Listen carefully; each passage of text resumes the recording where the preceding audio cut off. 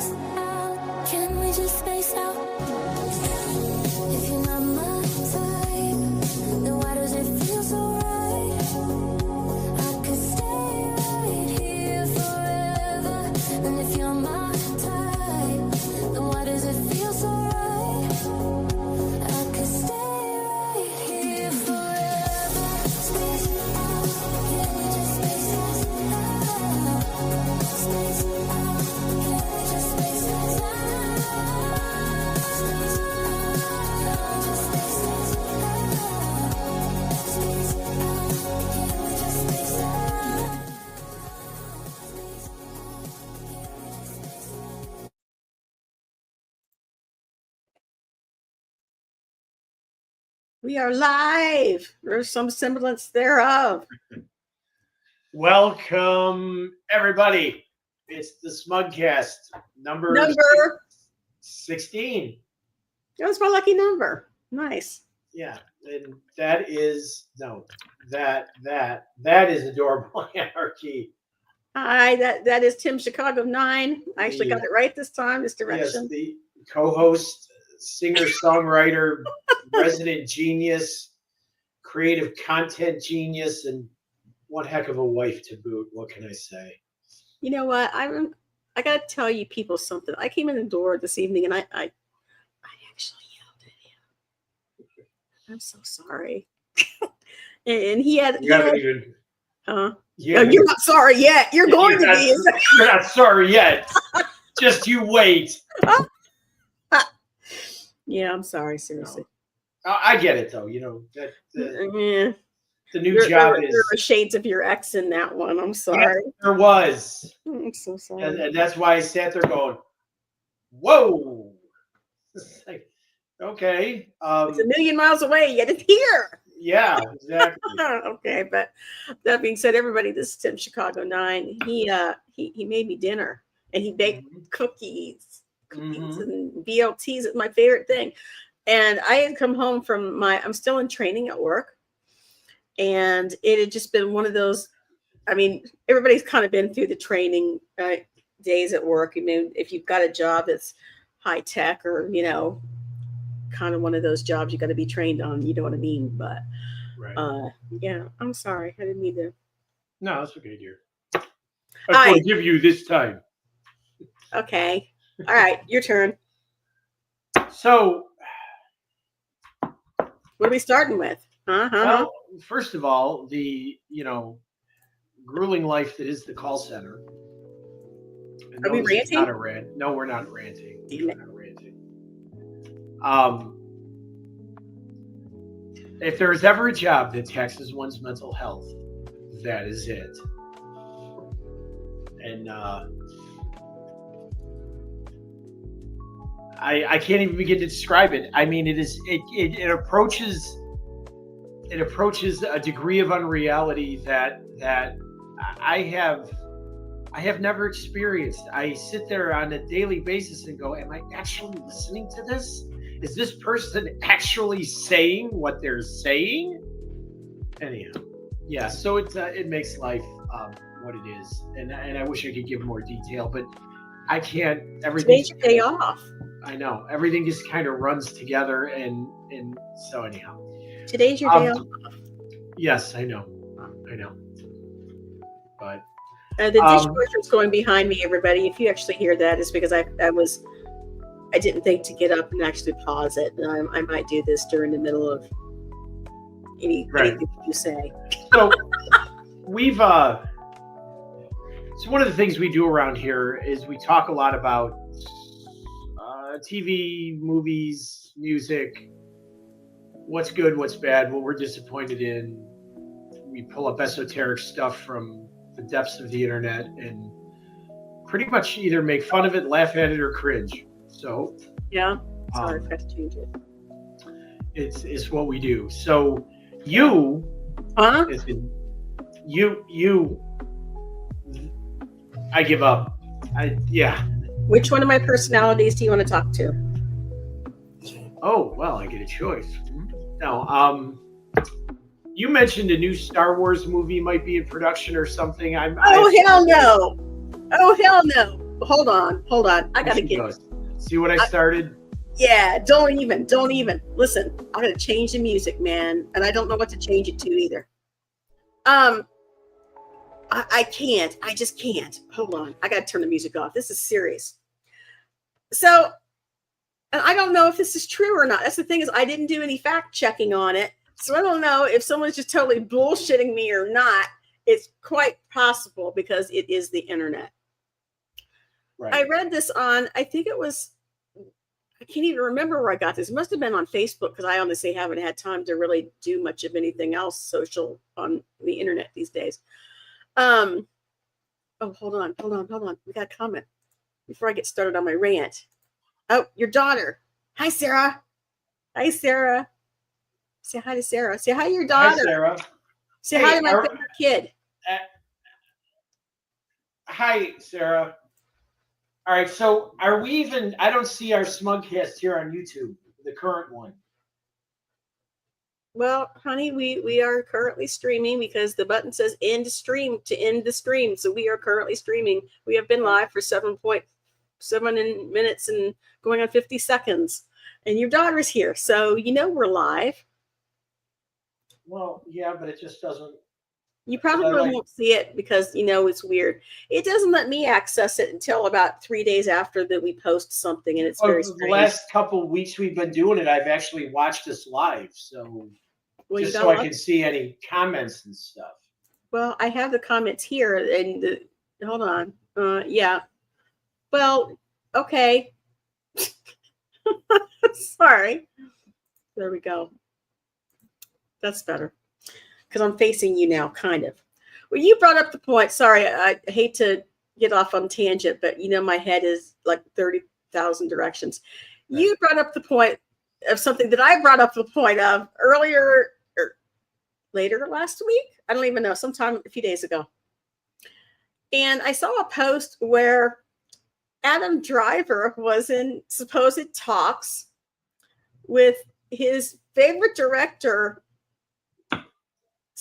Steve Sondheim? No. Do you know this person? Hold on. Let me look it up real quick. Which in talks with Stephen Sondheim. Yeah, I guess that's it. Oh, thank God.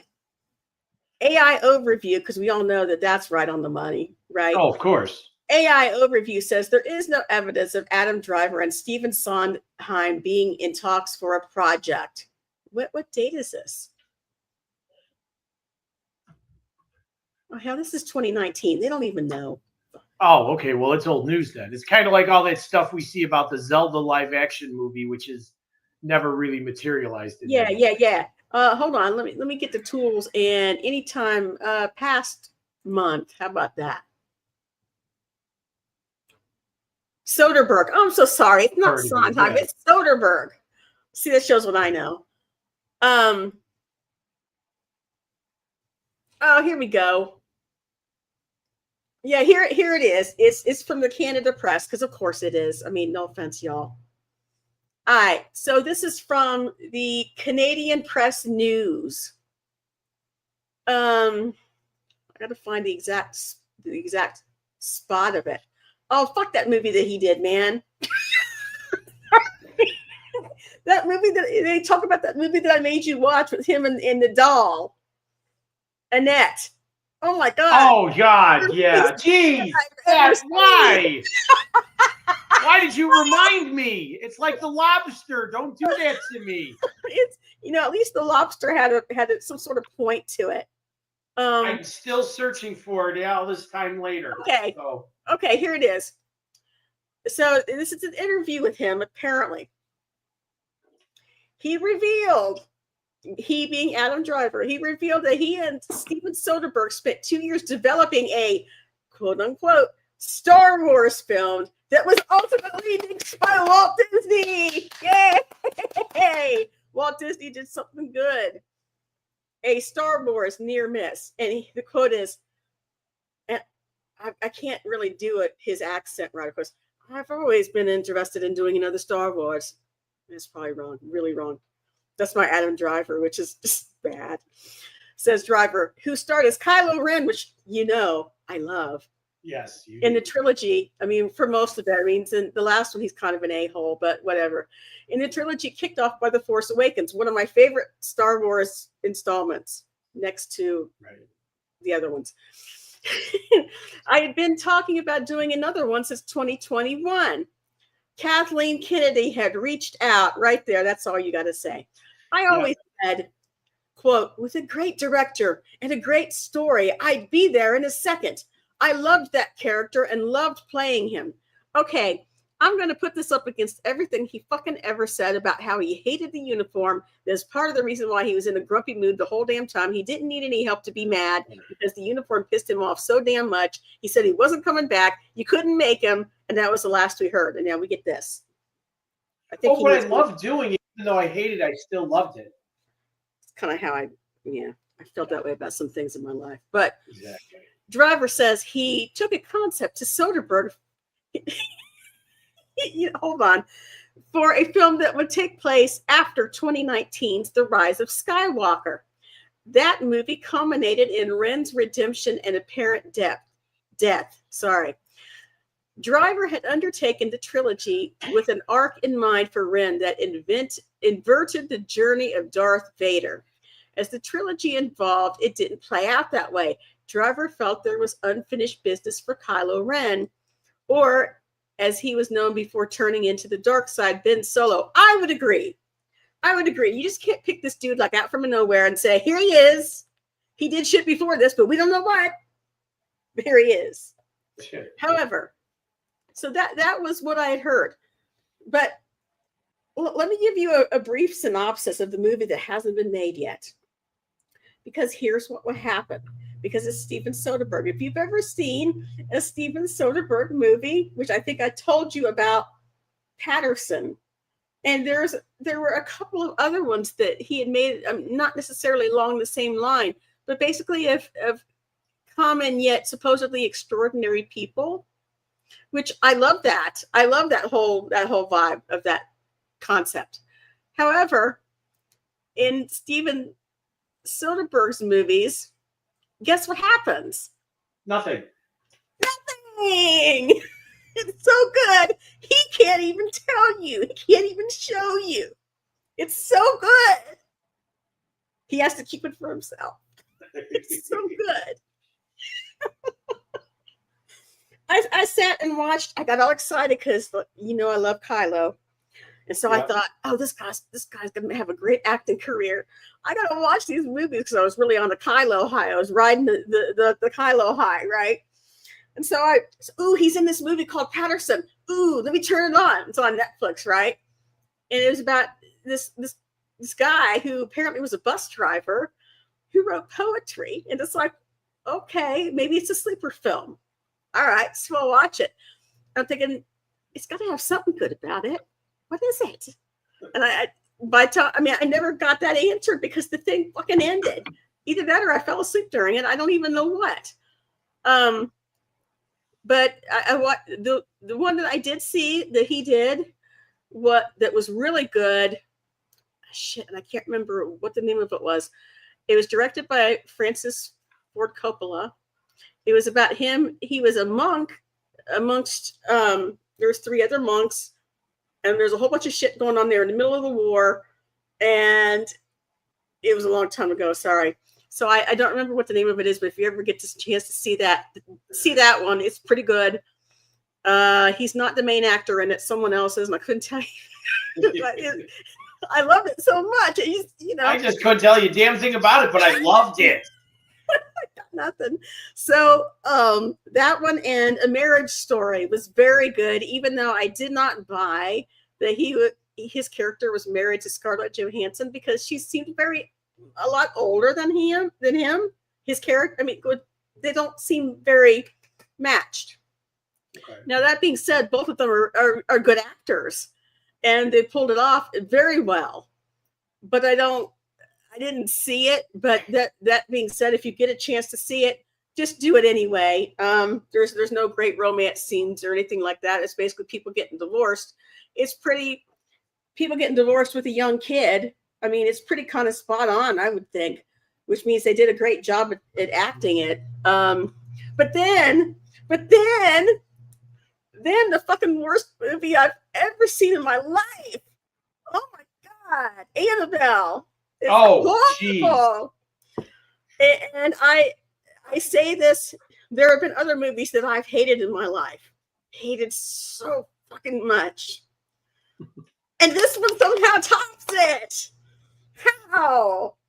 If you ever get a chance to see this, I don't know what dude was on, and it wasn't Steven Soderbergh that directed it. It wasn't him. It was some other guy, and I give him credit for having a vision. But it's one of those things that just because you meet somebody and you might suck oxygen the same way doesn't mean y'all really are going to agree on the best vision of the world. Right. And you might not come to terms with their creativity. Right. Sure. I'm going to go with that. Yeah. I'm going to go with that. That's all I got. So it's not going to happen. So this conversation. Sorry.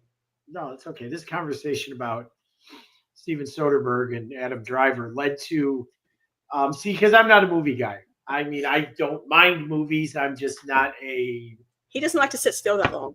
You said that's it exactly. See, but I do good in movie trivia because I see movie trailers all the time, and it's like seeing the movie in like a capsule. It's like, oh yeah, I don't need to go see it now because in my head, notes. In my head, I worked out the rest of the plot. I might be right, I might be wrong, but so I started talking about TV shows and their season finales, which just sucked. There was no two ways about it. I've got some, and some TV shows that I just absolutely got thoroughly disappointed in and quit watching. Shonda Rhimes. A pretty prolific director of TV shows for right up there with Dick Wolf for a number of years. Grey's Anatomy, Private Practice. What else did she do? She did Scandals. She did Station 19, which, oh my God. If you ever were in the fire service, Station 19 is the exact opposite of what the fire service is. I don't care how they tried to sell it. It was just the absolute worst. Along with 911 Lone Star. That's the other one that is totally horrible. It sounds terrible. They're awful. They're awful. The best firefighting show ever, Emergency, hands down. Going all the way back to the 70s, folks. But it was good. So anyway, back to the TV shows that had lousy season finales. Scandal was one of them. Scandal was a great show because it kept you going week to week. What was the premise? Kerry Washington played a fixer, Sorry. one of those people that makes politicians' problems just go away. Oh, is that like a fluffer? You know, a fixer, somebody who makes things disappear. Okay. Anyhow, she was sleeping with the president. Of course. Who's also married. Yeah. He had this intense little love affair with one another. Yeah. Did he show her his executive rod or yes, his executive branch? Did she show him her Oval Office? Yeah, and he subjected her to many a long White House probe. Aye. So, and the show revolved around the intrigue of Kerry Washington played. I can't remember the character's name. It was that good, huh? Yeah, her agency. She knew she had 3 or 4 other people who worked for her. One was this, basically this psychopath who was the computer guru, but he was also nuts. And he was a former CIA agent, I believe. So the tension kept you going week to week. What was going to happen to whom? I love office intrigue. Right. But it was really like international intrigue. It was really deep stuff. I mean, and then the final episode came along where you thought they're going to tie all this together in such a way it's going to be so memorable. I can't wait. I sat there for an hour and a half and I went, what in the absolute did I just watch? I wish I had the last hour of my life. Yeah, an hour and a half, almost 2 hours actually. Mm-hmm. Because the plot was the president and this, Kerry Washington's character were getting it on. The president's wife was kind of left out, if you know what I mean. But she and then this other guy, the president's advisor, a guy named Cyrus Bean, who was perfectly malevolent. He really was. He was just a rotten individual, but in its own kind of crazy way, you're like, yeah, I hope he does something. I hope he gets his, yeah. Yeah, well, not only I hope he gets his, but along the way, I hope he takes care of all the enemies as well. Oh, yeah, that would have been good. That would have been a plus. So the episode ends because Kerry Washington's character, her father was the head of a shadowy government organization called B13 or something like that. Right. And he had his own shenanigans going on. So you thought as all this came together, you're going to get this like white hot explosion of they just didn't do any of everything. And you thought it was going to be retribution and revenge and redemption. And no, you got none of that. You got a preachy hour and a half about the first woman president. No. Passing all the dream Democrat legislation you could think of. And I'm watching it going, what the did I just watch? How dare you do this to me? And I'm like, no, wait a minute, this can't be it. It's got to be on next week because that's got to be the real season finale, series finale. No, it didn't work that way. No. I could always tell when I used to work nights and I would be down there. If the TV, whatever you were watching was good, I would hear nothing. But if it was bad, I would hear stop all the way to the kitchen. So then there was another show which I really liked, and I'm going back probably almost 10 years for this, folks, and I'm sorry. No. But it was called Forever. It was about this guy. No. It was about this guy who is cursed with living forever. No, it's about you talking about it forever after. Yeah, well, that too. I mean, you're going to have to put up with both. It's just the way it goes. Yeah. And the premise was he was kind of the medical examiner in modern day New York. Kind of. Well, he was the medical examiner, and it starred. His name was Griffith Io something or another. He was Welsh. As a long name, I couldn't understand. It was Welsh. Right. And Alana De La Garza and what's his name? And the other one. Yeah, that guy. That the guy. Yeah. And basically he lived forever. Except it got preempted. And he had he would be the episode. He'd be like walking through New York, and he'd have flashbacks to like the mid 1800s about that section of the city, or even earlier, because he had lived forever. He had outlived his wives, you name it. But it was a curse. And if he ever died in an episode, which he could do, he was reborn in a nearby body of water, naked. Kind of like not so spacey, right? Huh? But it was good because the supernatural was not a big part of the show, and you always wondered if this guy was going to ever get closer to why he's the way he is. Lana De La Garza played a New York detective. Big shocker because she was in Law and Order. She's currently in FBI. Okay. But I was really disappointed that the show didn't do so good. Yeah. I really was deeply disappointed that the show didn't do so good. Yeah. And then there was Agents of S.H.I.E.L.D., and I'm not a Marvel. I'm thinking it was Marvel Comics, or was it DC? I don't know those people. I can't tell either one of them. Whichever one is the Hulk and DC, I would say. I'm probably wrong. No. Well, anyway, tell us what happened. So, in Agents of S.H.I.E.L.D. was mostly set in modern day, but you had Clark Gregg, who played head of the Agents of S.H.I.E.L.D. It was a logistics organization. It was really cool. Yeah. And they just had... I was never into superhero stuff ever, because I was just never my thing. But this show was on for 7 or 8 seasons, and I watched every episode, and I may go back and watch it again. It was that good. Now you're going to have to, so you can remember. You can tell us all about it. Oh yeah, and the season finale of that was so positively twisted that it actually made sense.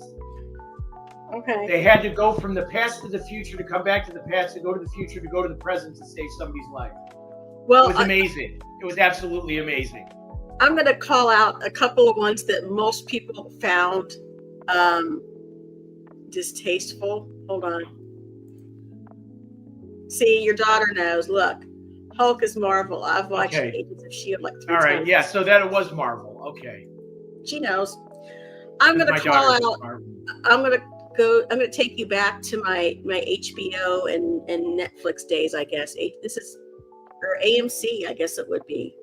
I forget what channel. The first one that I'm calling out is Mad Men for a shitty closer. The show, I mean, I was hooked on every episode. In fact, I think I own all of it on Prime. I bought all my box sets that I wanted on Prime, so I wouldn't have to, have them take up space here. The show was so good otherwise. I mean, it had a few drawbacks. I don't know why the hell they put that damn woman in there that he got married to, like in the last 2 seasons. She was hideous looking, and they were all going, "Oh, she's so pretty. Oh, look at her, she's so pretty." It's like, she's not so pretty. So in the last episode, if y'all haven't watched it, Don Draper makes like advertising campaigns. I mean, if you haven't seen it, I'm just telling you. Makes advertising campaigns. He is like the dude. That's all he does. And he lays women. He lays women. He makes ads. He lays women. He makes ads. That's all he does. And this is like set in 1960s New York, right? 1960s. Yeah. He's on Madison Avenue. He coined the term Mad Men from the dudes making ads with the publishing houses on Madison Avenue. You had 6 or 7 seasons of the intrigue of The Office and who did what to who and who liked it and who didn't. And it was a great show. I mean, lots of Office intrigue, which I loved. Mm-hmm. And so at the very end, when I won't spoil it for anybody, probably at this point, it's like about a 10-year-old show. If you haven't seen it, watch it anyway, because it's really worth it. Just don't watch the last episode. His ex-wife gets cancer. The kids grow up and they become disenfranchised. And Don Draper decides he's disenfranchised with the whole flipping world, and he's gonna go on vacation. So you know what he does? Let me tell you. He goes off to this hippie retreat commune place. And in the very last episode, the man, Don Draper, that is arguably what every man should have been during that time period. You have to say what you want. I know it's sexist and race and all that shit, but seriously, that's what men were, successful men. And now we see Don Draper in a hippie commune doing the kumbaya. And the last thing he does is he writes, I'd like to buy the world a Coke. That whole thing in the 70s, that was huge. That's what Don Draper accomplished in the hippie commune. Let me tell you what else Don Draper inadvertently accomplished in the hippie commune. The little girl that was outside the hippie commune, who was letting people enter into the hippie commune, who was 9 years old at that time, he married her after the show. She's like 20 years younger than he is. It's like, no. So it was a twofer for me. Hey, look who made it. It's my favorite kid. Hey, there he is. Hey. Live and in person. Wow, sort of. Right. Thanks for being here, Matt. So like I said, if you get a chance to watch Mad Men, please do so. Watch all of it from the very first episode so you get the background of everybody that's in the show. You won't regret your time doing it, except just don't watch the last episode because it was horrible. And it didn't solve anything. It was one of those ones that during the same year, another one that came out that didn't solve anything that you may have heard about was The Sopranos, which also didn't solve anything. Everybody wanted that show to wrap up.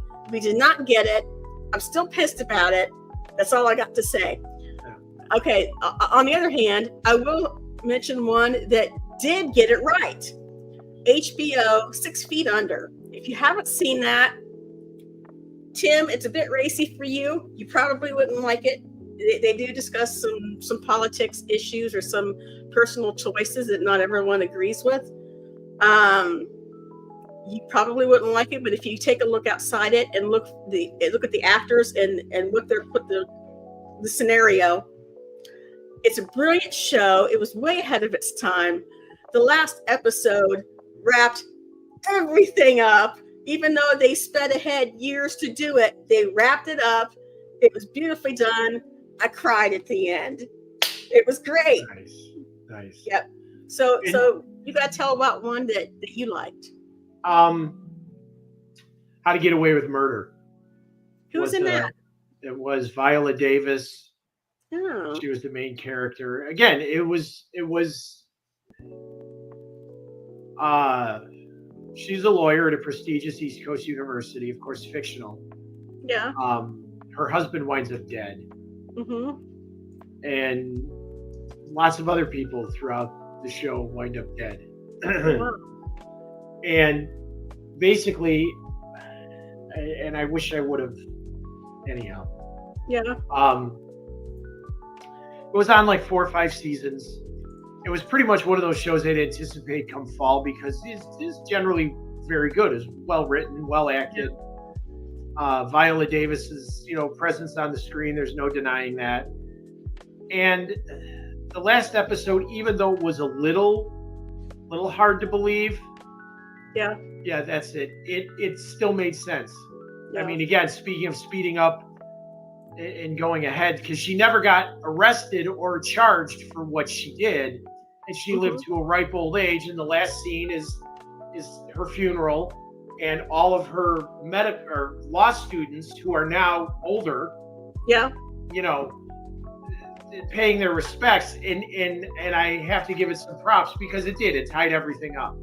Yeah, nice. And shows that lost me, even though they were well done. Grey's Anatomy, just, I don't know, this little red choo-choo went chugging around the bend. I don't know what the hell happened with that, but it became unwatchable. Oh, really? It was a well done medical show, and again, characters that kept you interested, writing that kept you interested, plots that kept you interested. And then they go off on this, and I'm sorry, they go off on this political tangent, this politically correct tangent. And every season, starting probably about 2020, 2019, got more and more unwatchable to the point where I, like 3 or 4 years ago, I said, I'm done. I can't do this anymore. Oh. Can't do it anymore. Oh no. So it's kind of disappointing. I'm gonna bring up a movie that I think is so highly underrated. I even have the page up here, and I couldn't tell you what year it was. 1993. This movie was one of my favorites. Guilty as Sin. Have you ever seen this one? It's not really your kind of movie, I wouldn't think. Yeah. Basically, it's Rebecca De Mornay. Don Johnson is the villain, which I loved. Love it when actors break their roles that they're known for. Rebecca De Mornay is in that? Yeah. Wow, that's a blast from the past. I know, right?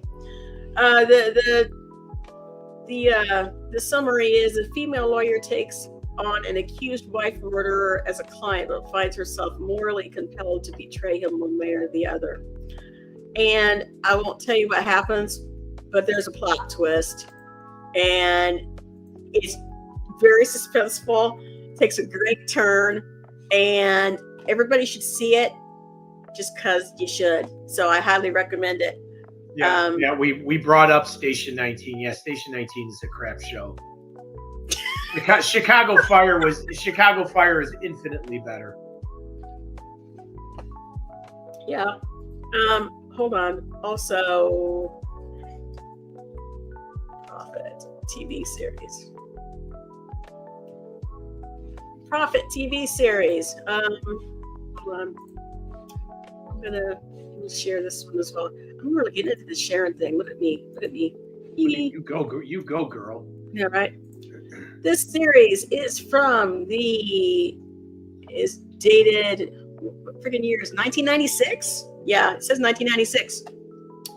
Junior executive Jim Prophet schemes his way to the top of a corporate conglomerate. And basically you find out that his past is quite a bit shady, and he is quite a bit messed up. It started on Fox Broadcasting, and I think it had one or two seasons worth. Highly recommend it if you could find it. I found it on YouTube, so the quality of the film isn't the best, but if you really want to get into some good corporate intrigue, that's a really good one as well. And speaking of TV shows, and I was very late coming to this one, that went kind of not so good after a major change happened was Arrested Development. When they moved to Netflix, the episodes kind of weren't the same anymore. Yeah, hold on. There we go. Yeah, that's true. Netflix took over, and it really wasn't. It wasn't bad. It just wasn't what we thought it was.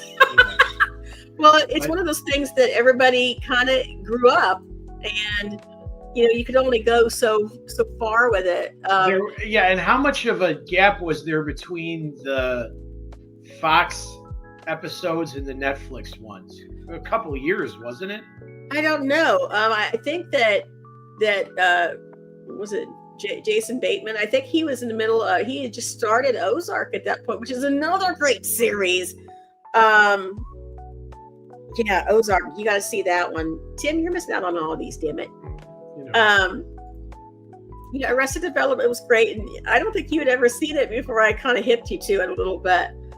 Yeah, I'd always heard of it and seen it promoted. I just thought it was a show about a couple of parents who never grew up and were raising bratty kids. I had no idea the show was as funny as it. There's so many memorable lines. So many. The show, it's insane, to be honest. Yeah. And let's see what else, because I had something else I was going to mention. There was a show that mercifully lasted only one season. Was that good, huh? Yeah, of course. It was called Hostage. And the premise was there's this doctor, this White House doctor, who has to do an operation on the president. Yeah. These people break into her house and take her family hostage because they want her told me about this. to kill the president during his operation. Is that it? That's it. And it was so bad. Was it bad? It was awful. Again, it was one of those shows that I'm like, I can't watch this anymore. This is totally dumb. Totally dumb. Oh, wow. And I believe it did get canceled because it was, totally dumb. Yeah. So, I used to blog, and I don't even know if you can find it out there, but I used to do some TV critic type stuff. Yeah. And not that anybody ever read it, but it's there. It's there on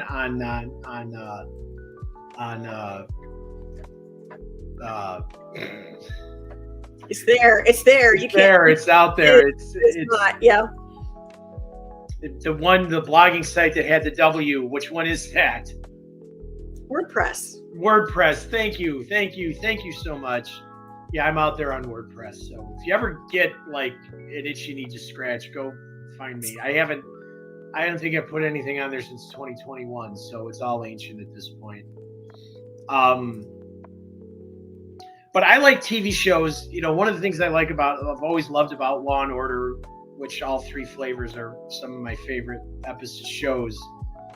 And the FBI series that are out there, Most Wanted, International, and just plain old FBI, is the episodes. Yeah, they're fast moving. They go from crime to solution in 47 minutes, whatever an hour long show is now. Yeah. But the characters, the writing, the plot kind of keeps you going. It's the same with Law and Order because they have most of the episodes wind up with a Dick Wolf twist in them, because when you think it's going to go this way, and he goes, nope, we'll just put it over here.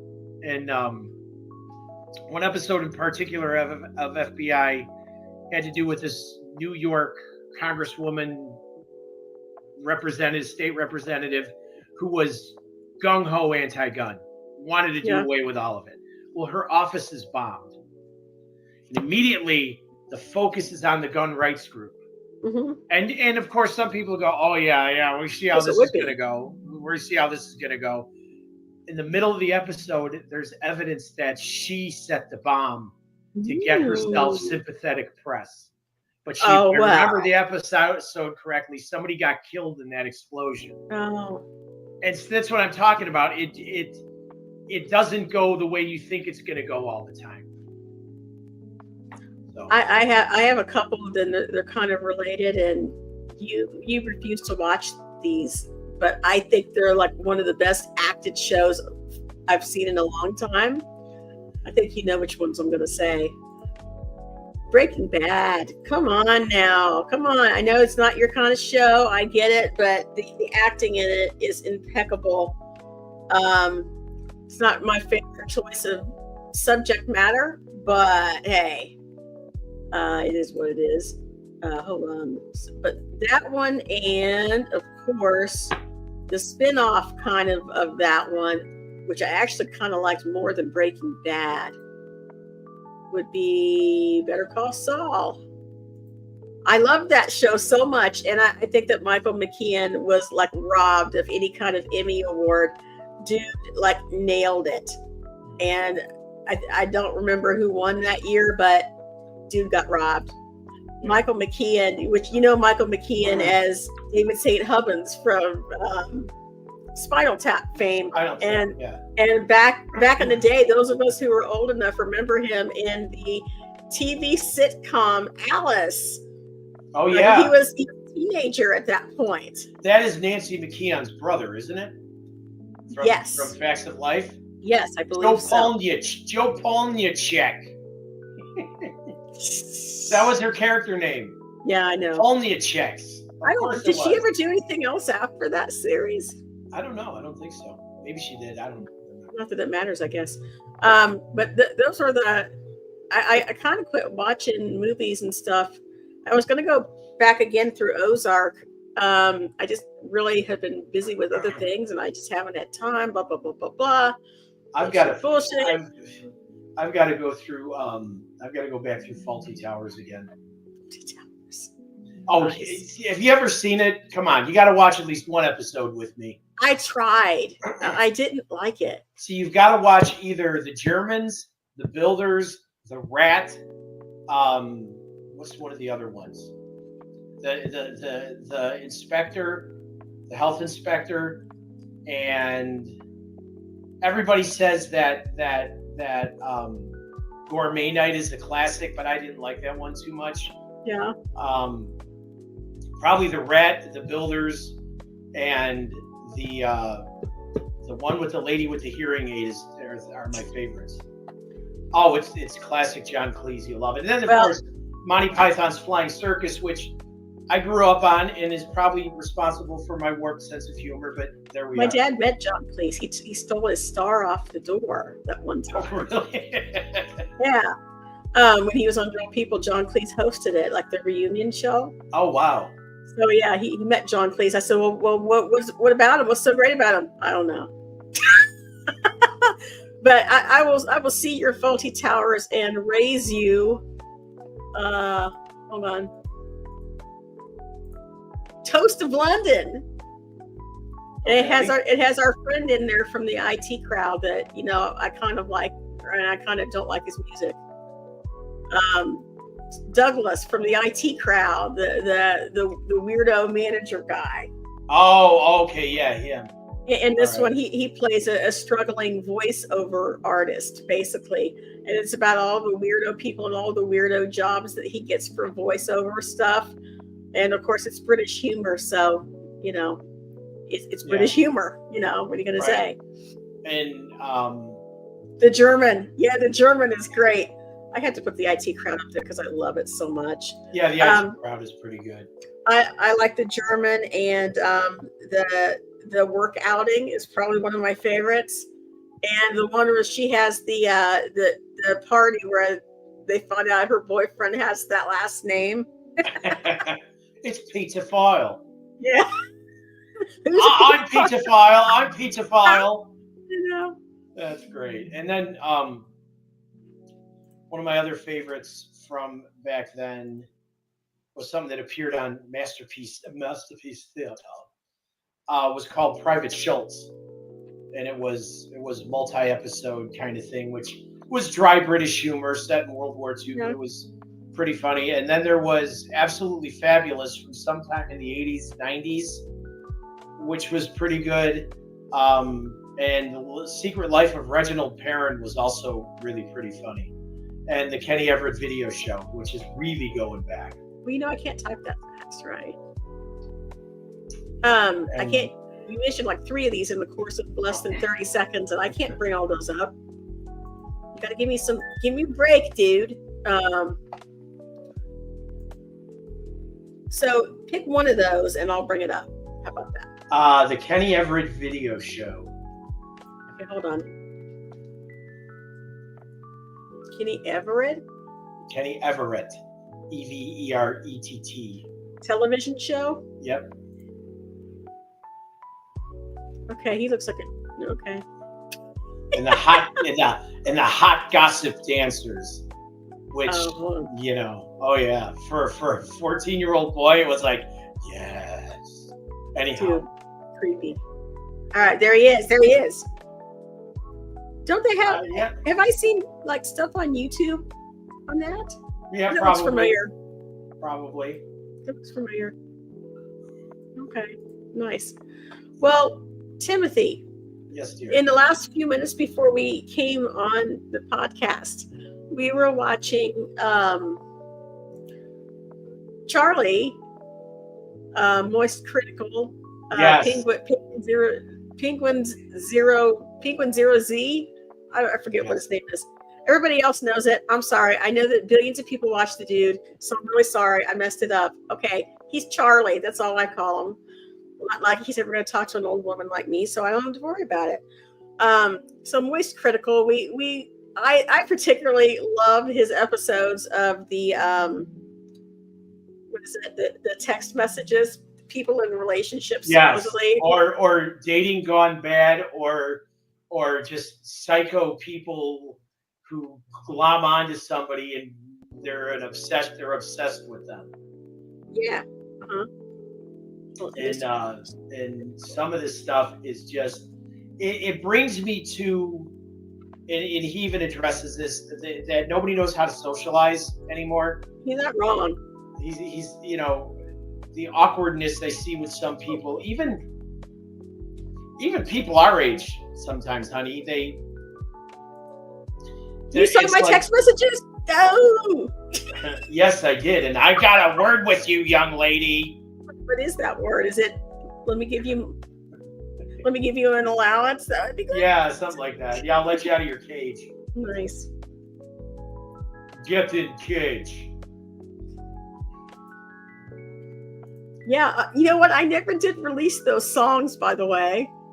Oh, you should. I was gonna do a like an EP of my Chains of Love characters cover songs, and I absolutely loved what's his name's. Hold on, let me see if I can find it. Which one, Bryce or Alexi? Keep talking while I do this, though. So feel free. So Charlie highlights these text message exchanges between these men and women, and these men are just so completely unhinged. It makes you wonder, honestly, is society going to survive the next 10 years? Yeah. Because eventually these men will get older and they'll want to procreate, and right. A, they won't know how, and B, who's going to touch them? Yeah. I mean, okay. I am going to share this, but I need to put a little bit of background. For those of you who don't know, I used to do my own soap opera. I used to make my own soap opera from AI voices, and basically there's no video to it. It was just background sounds.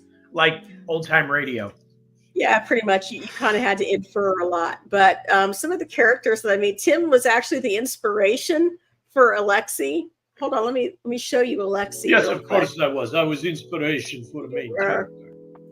Because see, I've got his picture over here on the side. Yeah, I liked him so much. It kind of took on a life of its own. That's not really a real person. That's an AI guy, but I thought it kind of fit him. So, yes. But his whole character, basically, he's a womanizer. He's Russian. He's a womanizer, and he honestly doesn't care a lot about, as long as you're female and breathing. He has some requirements, though. And over 18 and not insane. Right, exactly. So I made this song. I made a song for each of the characters in the series, and he's always trying to get with like every woman in the series. So I made this song, and I'm going to try to share it. Hold on. And again, my apologies. Don't mean to offend. It's all meant in comedy, because unfortunately, there are some people that are like this, and it is what it is. I think this is it. If you want a Russian man, let Alexi show he can. When you want man who's dedicated, and you want to be invaded, I will show you to my brother. I'll let you babysit my mother. No matter if you're tall or small, Alexi, come here to the mall. If you do not use a cane, if you think you're not insane, if you not enjoy the talking, even if you don't like walking, if you have the good hygiene, if you female age 18, if you're short and have red hair, Alexi, come, he'd be right there. If you want to make you holler, I'm gonna need the $20. That's all, that's all, that's all I got. That's all, that's all, that's all I got. By the way, almost forgot. Hey, hey, that's right, little woman. Alexi, take PayPal. Yes, I do PayPal.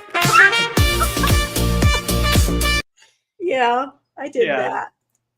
I did that. This is what happens when she's left unsupervised. And I've had a lot of sugar, yeah, pretty much. So every character in the show has their own song. I should have just left that up. I wanted to They play have their own you. song and they have their own proclivities, and it's just all generally very. I wanted to play you Woodstock's song because he's the one that kind of started the whole thing in my head. Yeah. Yeah, Woodstock.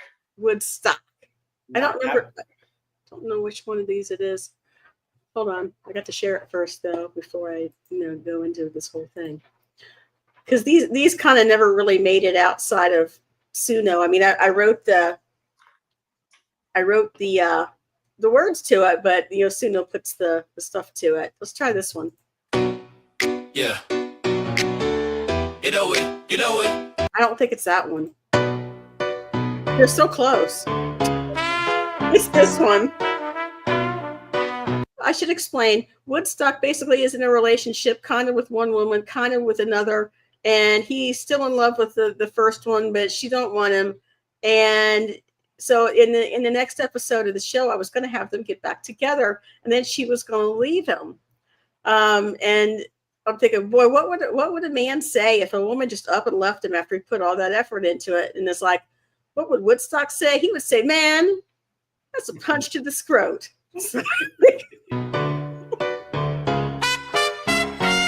Why'd you go and leave me for that short, hairy womanizer Russian dude? Wasn't enough for you, a man who loved you through and through. Guess it was too good to be true. That short king with the deep voice, though I'm 6'4" with the weak flow. If I gave you too much space, well, I guess now I know. All of your jokes that I thought were true, all of the truths that I thought were jokes. I think I need a glass of rum and coke. That was a punch to the scrote. The way you played me, all of the things you told me, girl, you ain't crazy. The way you played me, I can't believe the things you told me. You ain't crazy. You ain't crazy. I just thought it was cool. Yeah. So this leads me to my segue. Yeah. A segue into the thing that irritates me the most. Well, among other things. Oh, are we ranting? Yeah, it's gonna have to be a short one, but yes. Oh hell, hold on.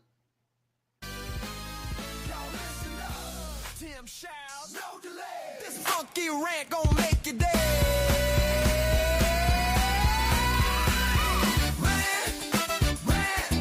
Tim's on the road. Gonna tell it all.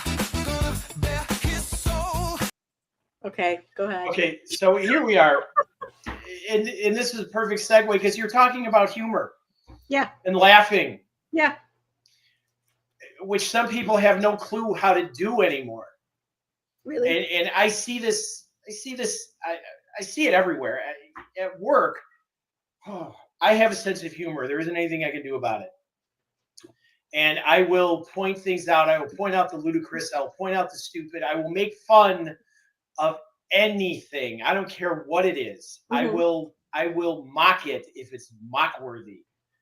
But I like to be kind of, when I get a consult from one of the tier ones, I like to be all, hey, how you doing? How's it going? A little small talk, crack a joke. And sometimes I get this, well, the last four of the case numbers, blah, blah, blah. The customer's issue is this, and they need your help, and they requested a tier 2, so I'm turning it over to you. I'm like, the joke, whatever joke I made just fell flat, and I'm just kind of like, do you laugh? Do you have a sense of humor? Laugh at me, laugh at her, laugh at yourself.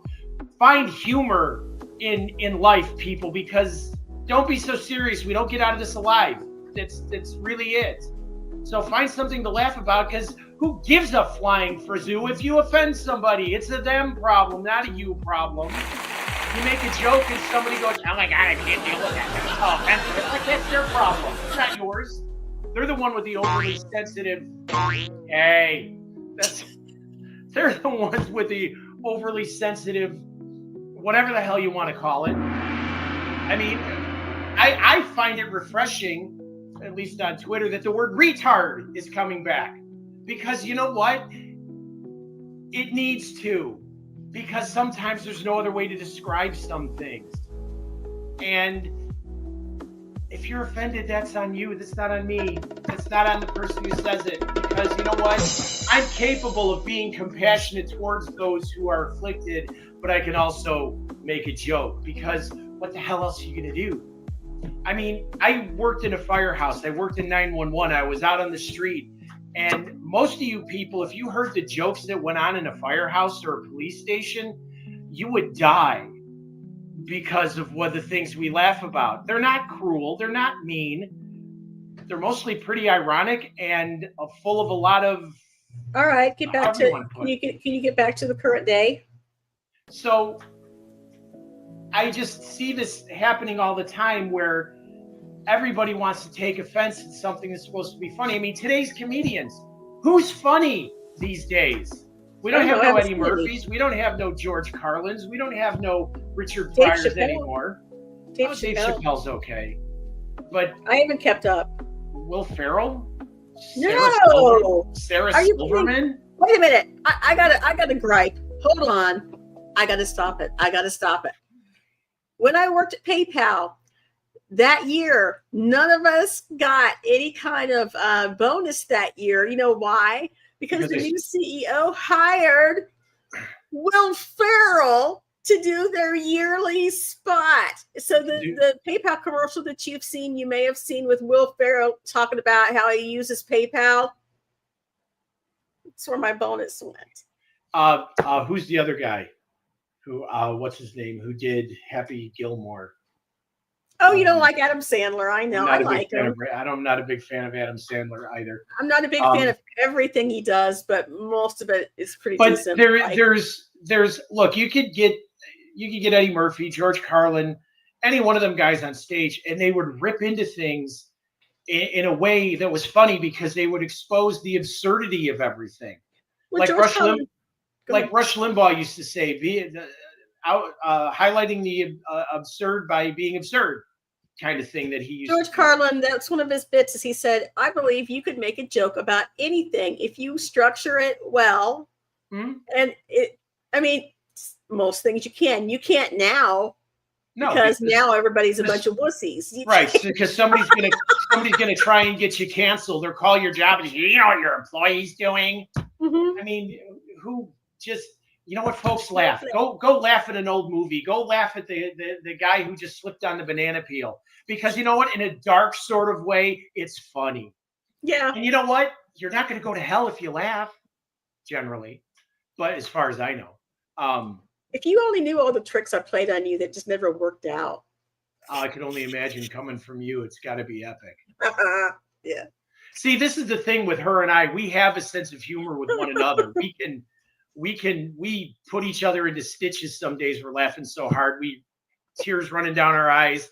Cats are looking at us like we're out of our minds because generally we are. But the last weird thing that happened, well, not the last weird thing, but the most memorable weird thing recently, in my opinion, was when I learned how to play the ukulele and the harp at the same time and I sang Fish Heads. Yes. Yeah, see, there we go. This is what I'm talking about. Yeah. And last night's a good example. I went to Kroger a little bit late because I had to go get a gallon of milk and some bread. You know, bread and milk. Yeah. But I'm at the checkout, and being stumble thumbs tonight because I'm so damn graceful all the time, I dropped the gallon of milk and it went splat. Oh. And I looked at it and I'm like, gotta go. I laughed. I'm like, oops. Can I get another one? Wow. And the couple guys up at the front are looking at it, and I know from experience working in retail in the past, and when I did my little stint at Hobby Lobby last year, who wants to pick up a spill? At the HL? Right, at the HL. So I apologized in good humor to the guys. I was sincere. I said, I didn't really mean to make any more work for you, because who wants to clean that up? But I laughed at it because what else are you going to do? I mean, I know of other people that sat there and cursed up a blue streak because they dropped. I laughed. What are you going to do? Get another gallon of milk and go home. That's really all there is to it. I could have made a crude comment about the stains on your pants, but you know. No. I told him, I said, well, good thing I wasn't there, because guess what would have happened? I said, I don't know you. Yeah, we would have pretended we didn't know one another, and that sort of stuff. He spends so much time. I've never seen somebody spend so much time trying to check out. He's at the self-checkout, and I can go through the checkout and do basically one of the smaller carts full. And I'm waiting by the door out there, and the old women are coming to park their. I'm sorry, I know I'm old. The older ladies are coming to park the little cart thingies, and they're looking at me like, "Why are you standing there?" And it's like, I'm waiting on the husband. Oh yeah, we had one of those once. She's about she had that look on her face like, don't worry, honey, it'll go away. At one point or another, he'll be gone. You won't have to worry about him. Just, He'll give up. Just forget it. Don't worry about this. This is like a kidney stone. This too shall pass. Tim is very thorough, and I don't know what takes you so long, or whether you're caressing the scanner lovingly as you put the food across it, or what. I have no idea. I gotta rub the bananas. I gotta adjust the grapes. I gotta make sure the oranges are all just so. Well, yeah. Smell the chocolate rolls I bought. Smell the cake rolls I bought. Make sure they're fresh. I have to tell you that because of our little chocolate tasting expedition several episodes back, I can no longer eat and enjoy regular chocolate anymore. Seriously, I got out my mini M&Ms today because I'm breaking into my stash just trying to get through the day at work. And I had mini M&Ms. I took a mouthful of them, and it's like, oh my God, they're horrible.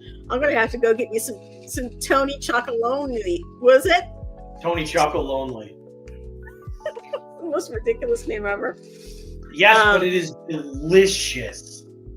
Well, I've got some of the Ferrero Rocher squares, but they're not the kind that we had on the show. I mean, they're good, but they're not that kind, and I want that kind. So I guess I got to head on back to Kroger's and pony up some coin, I guess.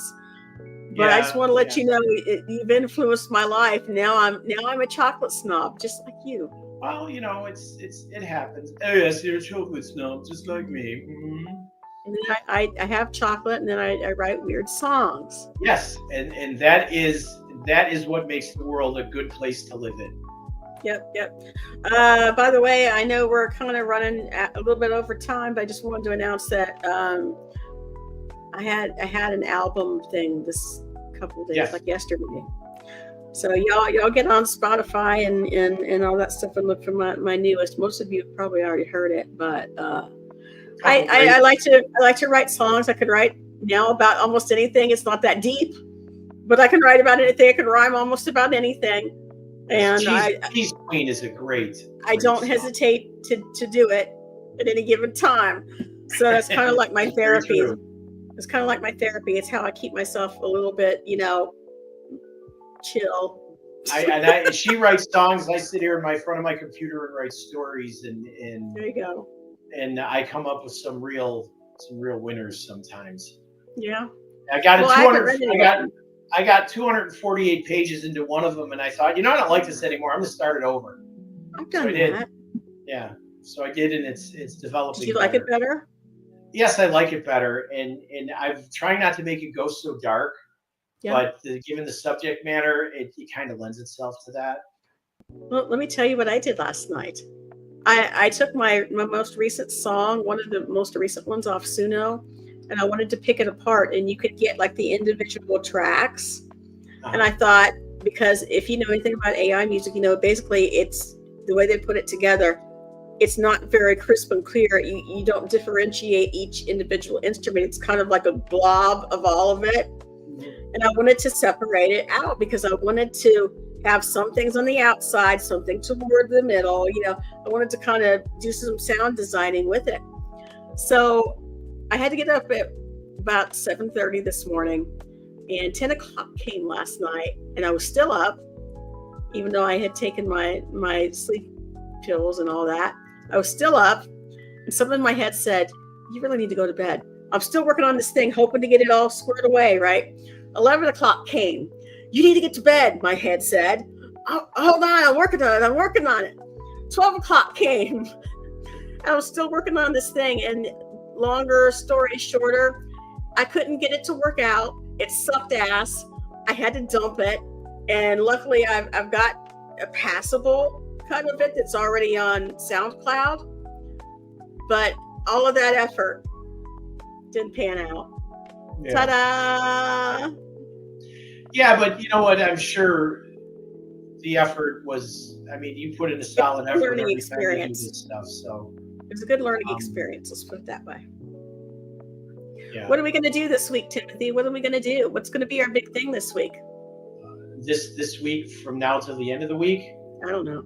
Getting through the week. that's a noble pursuit, I would say. Yeah, next week, I was planning on going to Fostoria to shoot train pictures and maybe do an informative little video, but that's probably have to wait till the week after. But I am going to go out and get some pictures, and maybe if all you people are nice to me, I'll share a couple with you. I'm going to feed squirrels.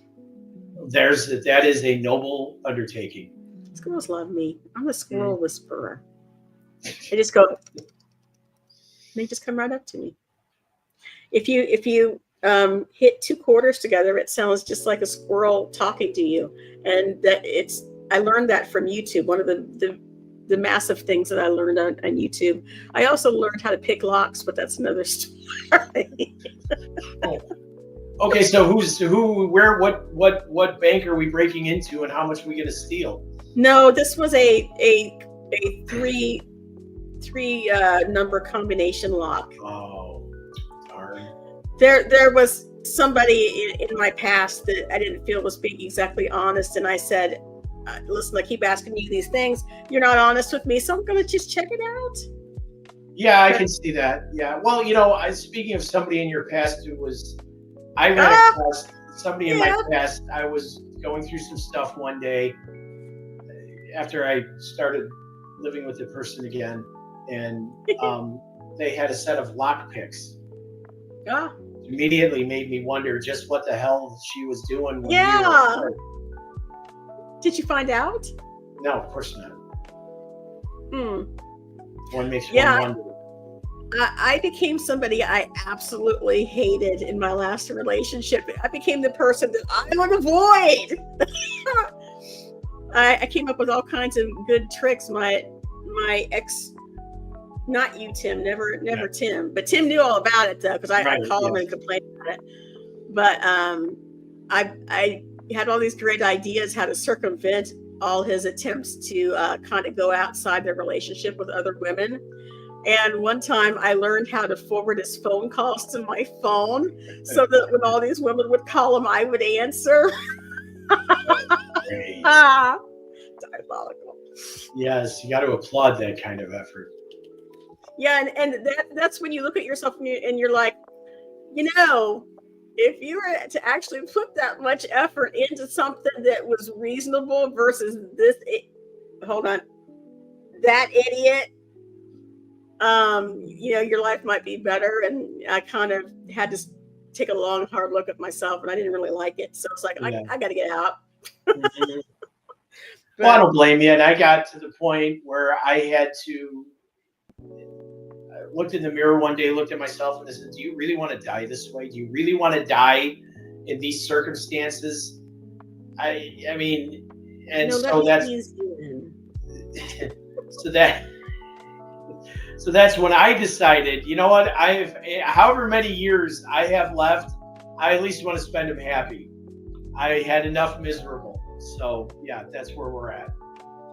But we're doing okay. We don't live in the best place, but we're doing all right. We got a roof over our head and fun, whatever this is.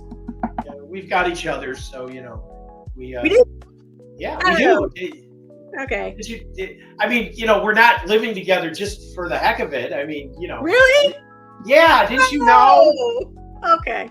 Remember the whole courtroom thing and the wedding and It's 7:00 in the morning. I certainly do. Right. Yeah. I certainly do.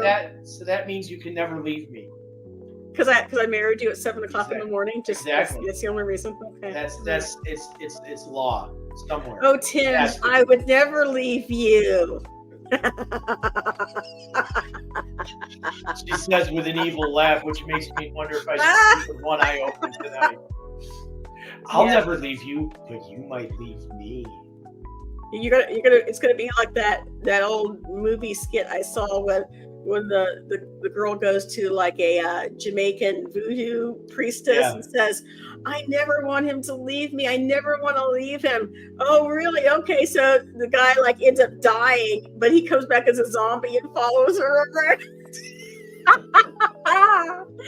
Yeah. Be careful what you wish for, because that's right. You have to be specific. You have to be specific with your request because somebody's listening somewhere. But that being said, do you have any final words of wisdom to impart to our loyal listeners and friends? First off, thanks everybody for being here. From me, being here. We really appreciate it. We love it when you come by, whether you're watching us live or on the replay. Mm-hmm. We love it, and we thank you. And words of wisdom, not really. I don't have much wisdom these days, but I mean, don't pick your nose with a power drill. I don't know. Really? All right. Well, fair enough. Don't swim in shark-infested waters. Make sure you got your parachute on before you jump out of the airplane. I mean, all solid. Or make sure it's not your time of the month before you go into the shark-infested water. That's it too, but that only applies to you ladies. Well, I mean, yeah, unless you got a cut on you somewhere, I suppose that could apply to anybody. But yes, it's not. I can't believe your mind went there. What do you expect? Yeah, I know. You lead it there, and it's gonna go. Sometimes it doesn't even need to be led. All right. Well, I anticipate continuing to play my guitar and stuff that I love this week. And it would be nice if I had a photographer to actually film it, so I wouldn't have to stand here with my guitar and my camera at the same time. Do we know somebody who does that? Would you call it photography? Mm-hmm. I know, but OnlyFans doesn't count. Sorry. Yeah, seriously though, I kind of need you to film it, and if I'm going to get any decent footage of it, before I'm 80. I can do that. Yeah, my fan is waiting. Well, wait. One fan. Yeah. Adorable Anarchy's apartment balcony sessions. Is that what we're going to call it? No, we can't do that because the weather is sucky now, and there's not enough squirrels involved. Oh, okay. So eventually, I mean, now that I've got my settings right on my pedal and my amp, I want to do a whole bunch of cool stuff. And the last time I tried to record something, I recorded my cover of a Journey song. And some dude writes in, he's like, "That is not Journey." It's like, "I'm sorry, dude. Steve Perry wasn't available. What do you want?" Either was Neil or Jonathan Cain or any of them other guys. Yeah. Ainsley Dunbar, all of them. It's like, I don't care what. I've wanted to play the song for forever. I think it's a good version. I really like it. It's Send Her My Love. I got a short of it on here somewhere, and I think I got a longer video, but you probably just want the short. It is what it is. It's clean. It's no effects on it, but it was fun to do, and I hope to have an upgraded version soon. Thank you.